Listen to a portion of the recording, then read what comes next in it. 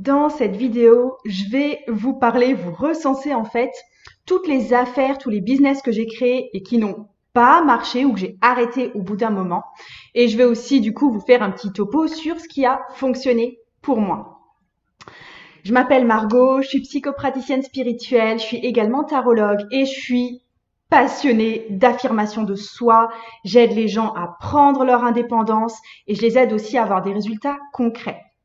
Mes outils à moi, enfin ce par quoi je passe, c'est essentiellement le tarot, le travail de l'ombre et j'ai une approche qui allie vraiment à la fois la spiritualité et à la fois les actions là dans le monde concret, dans le monde terrestre.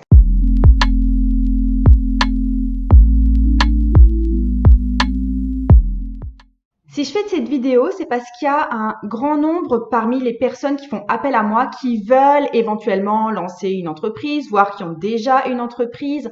Et en fait, je pensais que c'était intéressant que je partage un peu plus mon expérience sur ce point avec vous.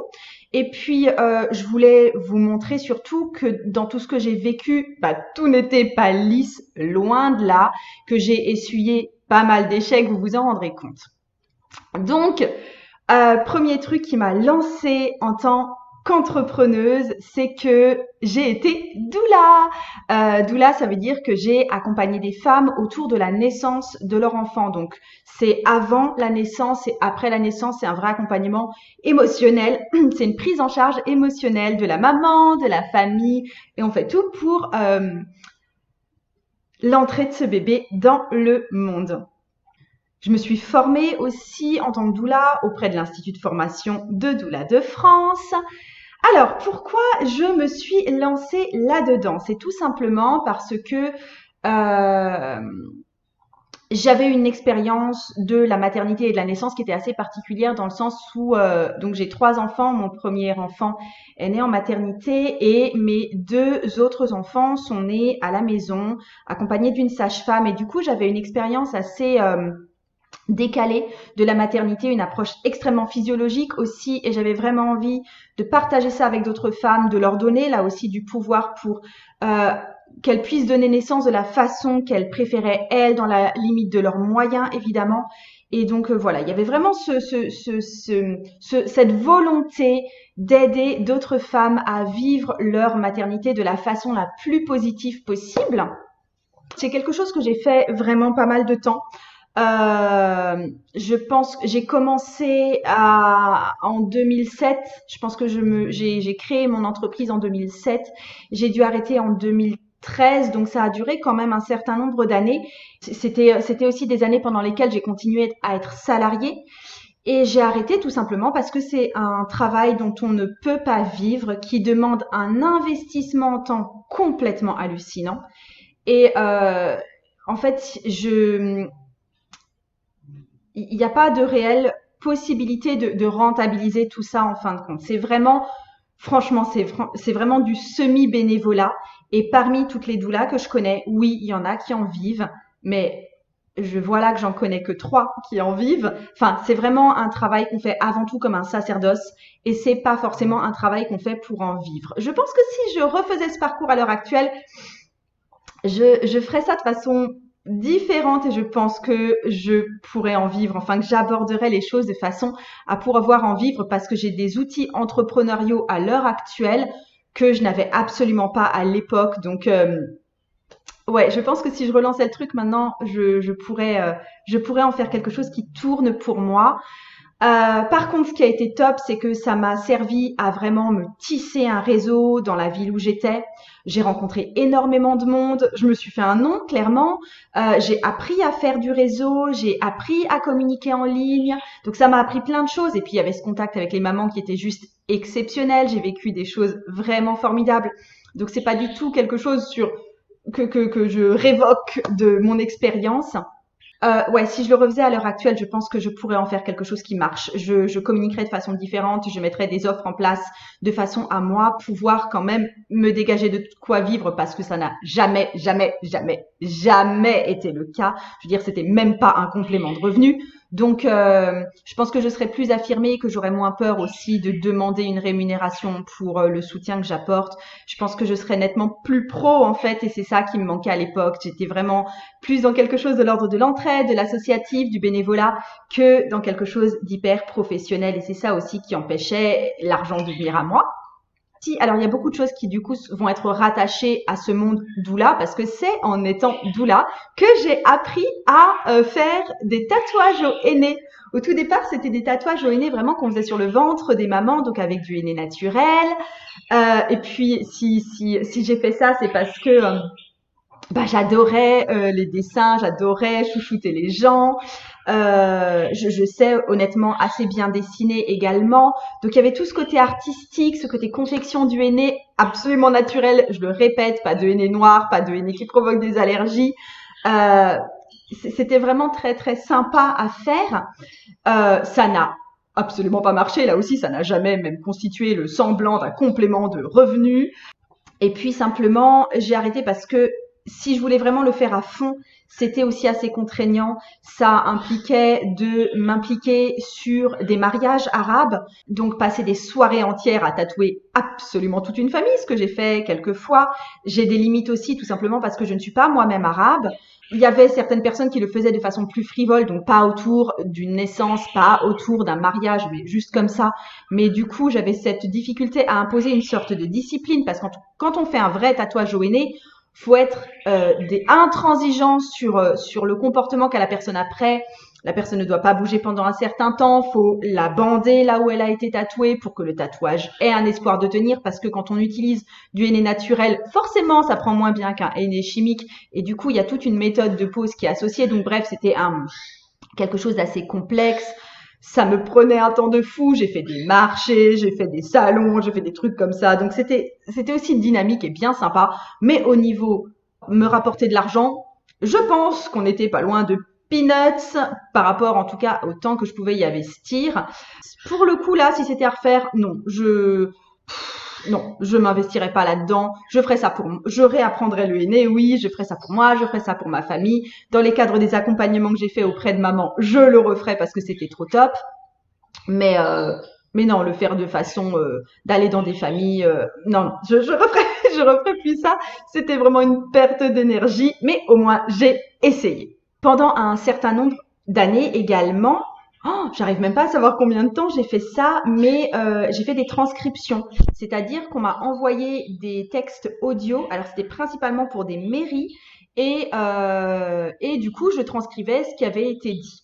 J'ai beaucoup aimé ce boulot parce que là pour le coup ça a été un vrai complément de revenu parce que j'étais absolument libre de mon temps, parce que je tape vite, parce que j'aimais bien me mettre dans cet état de concentration et j'ai peu à peu lâché ce boulot au fur et à mesure que mes autres versants entrepreneuriaux marchaient bien parce que c'était pas quelque chose qui me passionnait complètement. C'était quelque chose que j'aimais bien faire, qui me rapportait de l'argent, qui me permettait de combler mes fins de mois, mais qui n'était pas ma grande passion. Ma grande passion, c'est certainement pas de transcrire des conseils municipaux pour des mairies. Même si c'était intéressant, hein, j'ai appris honnêtement des tas de choses sur le fonctionnement des mairies petites, très très grandes. Et ça, c'était vraiment chouette. J'ai aussi transcrit des conférences, notamment tout un cycle de conférences sur la belle époque. J'ai appris plein de choses. Donc, c'était vraiment aussi une ouverture culturelle pour moi. Mais clairement, c'est pas mon domaine de prédilection, c'est pas mon domaine de passion. Par contre, mais qu'est-ce que j'ai appris à me servir d'un clavier? Ça a été super top. Du coup, là, je sais taper comme une mitraillette. Donc ça, c'était très, très chouette.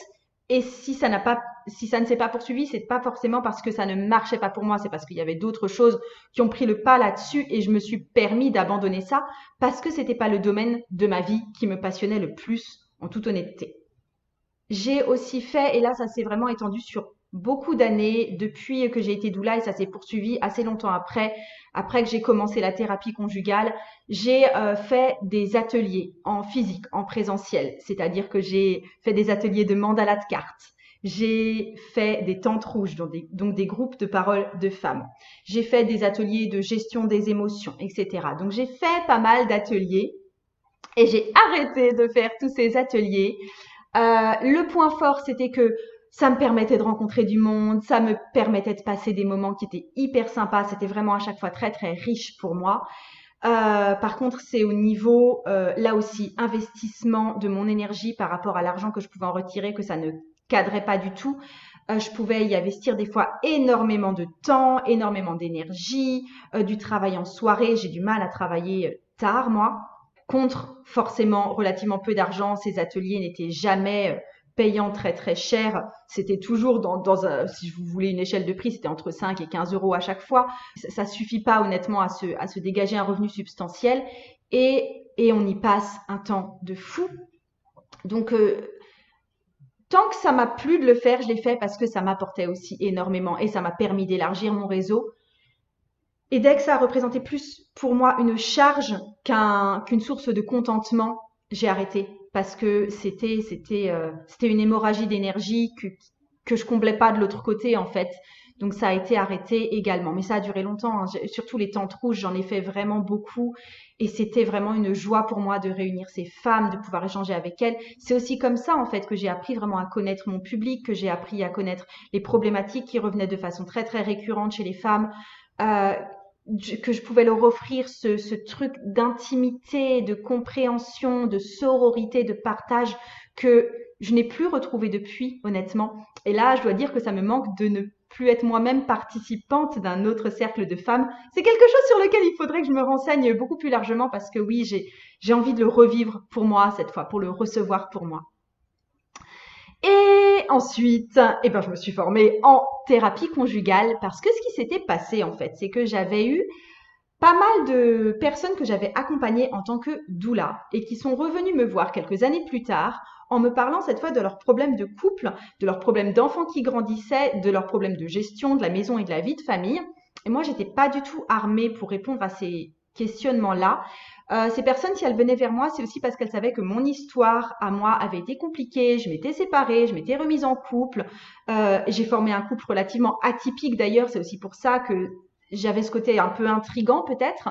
Je vis en famille recomposée, comme on dit, même si je trouve le mot particulièrement laid. Donc, j'attirais les gens pour ça.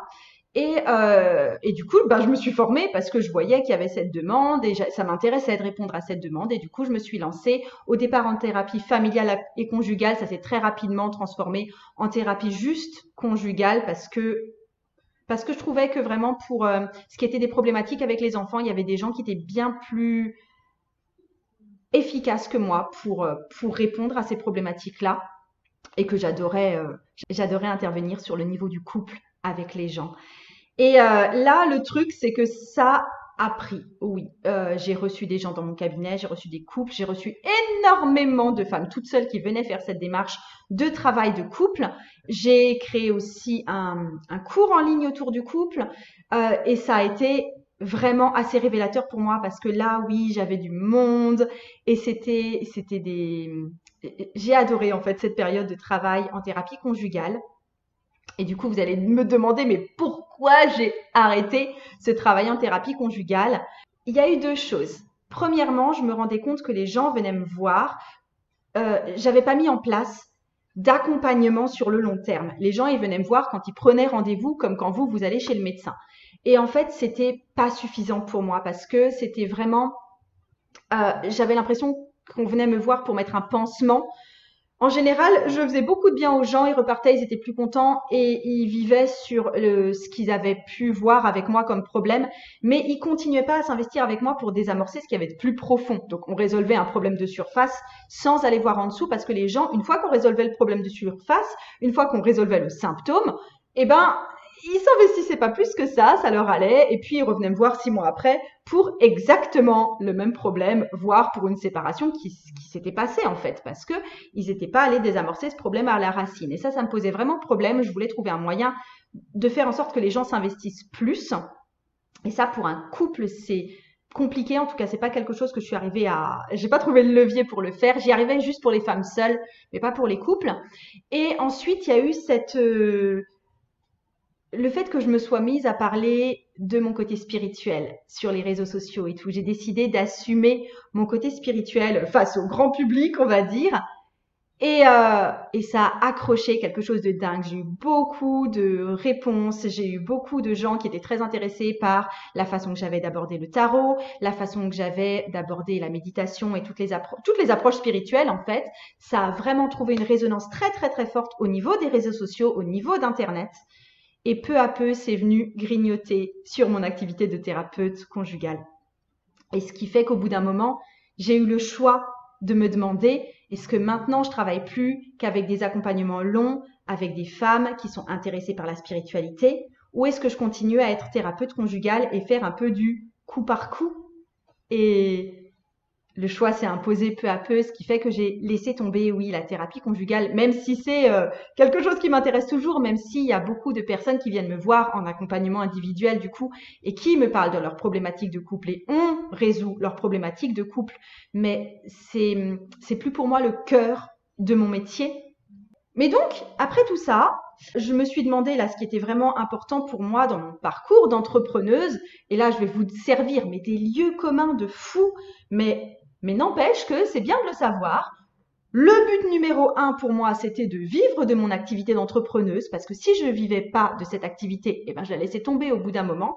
Et deuxièmement, ça devait quand même remplir un sentiment de mission, d'être utile au monde, de servir à quelque chose, parce que sinon je tenais pas non plus.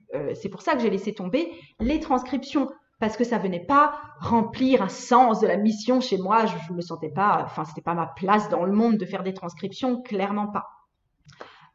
Donc, je vais vous dire maintenant comment fonctionne mon business actuel, comment est-ce qu'il est actuellement, sachant que, eh ben, c'est possible qu'il évolue un jour aussi.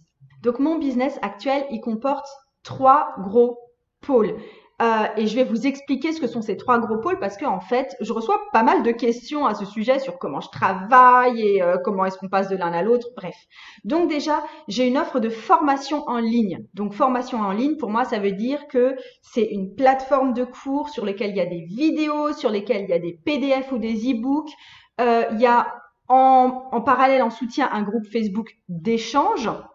Mais je dis bien un groupe Facebook d'échange. C'est pas un truc où je vais vraiment animer des grandes choses dessus. Mais les personnes, du coup, qui souscrivent à ces formations sont livrées elles-mêmes sur ces formations. C'est des formations qu'elles font en toute autonomie. Donc, ces 3 formations, c'est l'initiation au tarot intuitif. Donc là, c'est une vraie initiation au tarot. Ça apprend à se servir de son intuition pour délivrer des lectures de tarot percutantes. Ça évite de passer aussi par la case par cœur. J'évite à tout prix de passer par cette case du par cœur. Il y a le cours Astro-Tarot.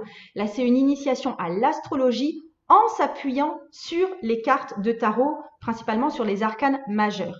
Et donc, à la fin de ce cours, on sait faire un thème astral basique, là non plus sans passer par le par cœur. Et enfin, 3e cours en ligne, c'est Tarot et Bugeaud. Ça, c'est une méthode pour se fixer des objectifs et pour avancer dans ces objectifs. C'est vraiment une méthode. En s'appuyant, bien sûr, sur le tarot, parce que ça fait quand même partie, c'est la base en fait de mes 3 cours. Donc, honnêtement, ce sont des formations qui sont très peu chères par rapport à l'offre de marché actuelle. À vrai dire, je me trouve pas assez chère, donc de temps en temps, je me dis oh ben mince quand même, c'est pas assez cher, mais je sais que je réponds à une vraie demande et j'ai envie de laisser ça accessible au plus grand nombre de gens. Donc le but c'était aussi d'ouvrir ça au plus grand nombre de personnes et c'est pas un regret le fait de faire des tarifs qui sont sans doute en dessous de la moyenne, voire largement en dessous de la moyenne en fait. Et le truc aussi c'est que j'ai adoré confectionner tous ces cours, j'adore faire des cours, j'adore enregistrer des vidéos pour expliquer des choses aux gens. Donc c'est vraiment aussi une grande éclate de faire ces cours et c'est pas fini. Il y en aura d'autres. Donc si vous êtes intéressé au fait par ces cours, de toute façon là, pour tout ce que je vous dis, je vais vous mettre les liens en barre d'infos. Et si vous n'avez pas envie de vous investir sur un cours, si vous êtes juste curieuse et que vous passez par là, il y a un petit cheminement en vidéo, un petit parcours gratuit en vidéo que j'ai fait qui s'appelle Lis le tarot avec moi. Vous pouvez y souscrire, c'est complètement gratuit. Donc c'est là pour vous si vous n'êtes pas encore prête à vous investir sur un vrai cours. Le deuxième pôle de mon travail actuel, c'est mes programmes de groupe. Donc, les programmes de groupe, qu'est-ce que j'entends par là? Il y a un soutien, il y a une plateforme quelque part en ligne où il y a des vidéos, où il y a éventuellement des PDF, mais pas pour tous. Donc ça, il y a quand même une plateforme en ligne de base et il y a un groupe Facebook de soutien. Et là, j'interviens, je participe, je discute avec les gens, je fais des lives, je réponds à toutes les questions. Donc, j'offre vraiment mon soutien et mon soutien aussi en individuel, enfin en individuel. Les gens peuvent poser leurs questions et je leur réponds forcément. Donc, il y a quelque chose qui est plus personnalisé également. Il y a vraiment un travail d'accompagnement qui est fait au niveau d'un groupe et on se suit sur une période définie en fait. C'est pas comme une formation qui est ouverte pour tout le temps. C'est là je vous offre mon soutien vraiment dédié sur une période définie. Et donc là j'ai deux programmes de groupe à l'heure actuelle. Le premier de ces programmes de groupe s'appelle Cheminer dans mon ombre et là c'est une introduction au travail de l'ombre.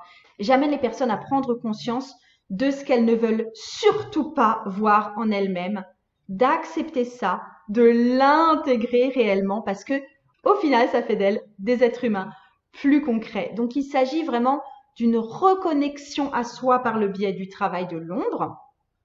Donc ça c'est le premier et actuellement c'est pas ouvert. Il y a pas longtemps une cohorte qui vient de terminer. Et j'ai ouvert assez récemment un deuxième programme de groupe, c'est en cours actuellement, donc les gens sont en train de travailler dessus actuellement, qui s'appelle Les personnages de la cour, la liberté d'être soi. D'ailleurs, pour les prochaines sessions, parce qu'il y aura des prochaines sessions, je suis à la recherche peut-être d'un titre plus court parce que le titre Les personnages de la cour, la liberté d'être soi ne me satisfait que moyennement. Donc si vous avez d'autres idées, je suis archi preneuse, vous pouvez me les marquer en commentaire. Mais bref, ça, ce programme-là, les personnages de la cour, la liberté d'être soi, donc c'est un programme de groupe, c'est un programme basé sur des méditations de libération. Donc pour chacun des personnages de la cour, il y a une méditation de libération et c'est en fait chaque personnage de la cour, c'est une facette de notre personnalité à libérer, à assumer, à empouvoirer, on va dire, pour reprendre un anglicisme. Et c'est super puissant. Parce que ça allie aussi un travail avec les éléments, ça allie un travail avec les cycles lunaires.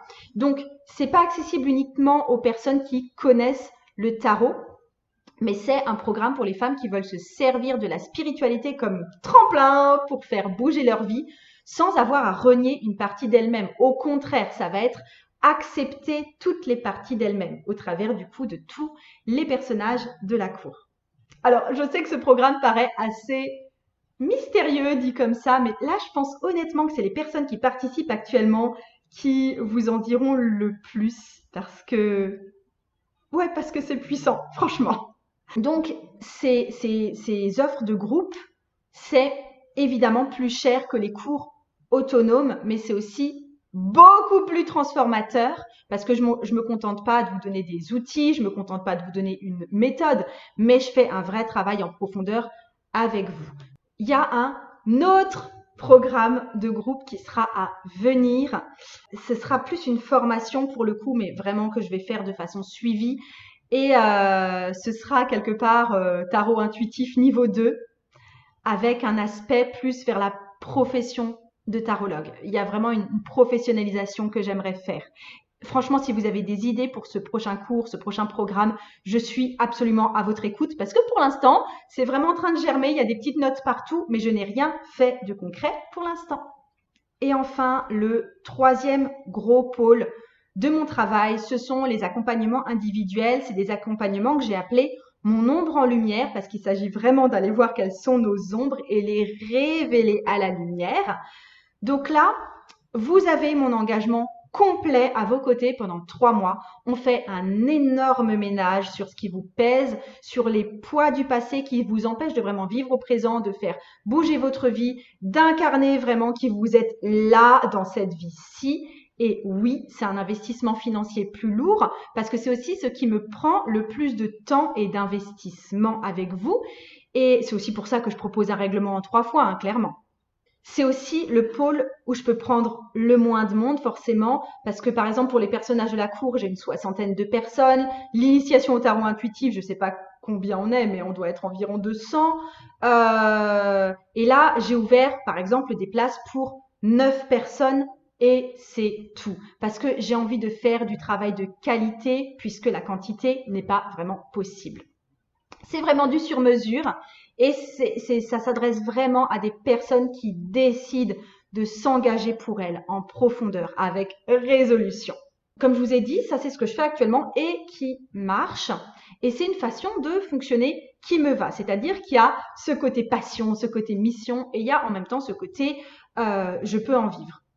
Donc ça me va. Par contre, il y a forcément des pistes d'amélioration. La première piste d'amélioration, j'en ai parlé dans mes bilans, etc. C'est de plus automatiser tout ce qui est vente pour les cours.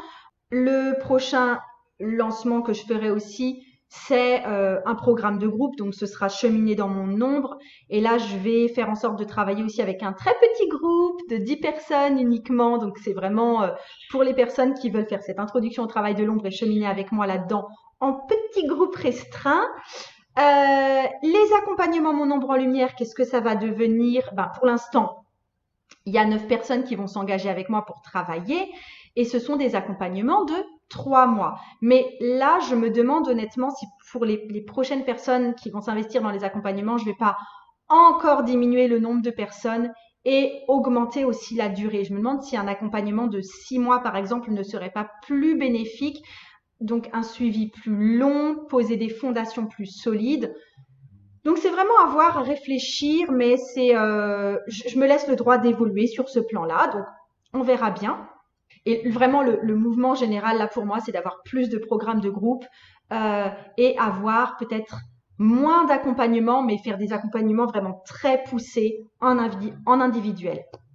Et puis, j'ai envie tout simplement de me libérer du temps pour concevoir de nouveaux programmes, comme je l'ai dit là, par rapport à la professionnalisation du tarot. Et voilà, voilà les pistes d'amélioration que je vais apporter au fur et à mesure des mois, des années. Je ne sais pas trop encore. Pour l'instant, ça me va comme c'est, mais je sais que ça va évoluer parce que je suis pas vraiment une personne qui stagne, comme vous avez pu le remarquer. Donc, vous avez tous les liens en barre d'infos si l'un ou l'autre de ces pôles vous intéresse, si vous avez envie de fouiller un petit peu plus loin. Moi, je vous embrasse bien fort et je vous dis à très très bientôt. Salut!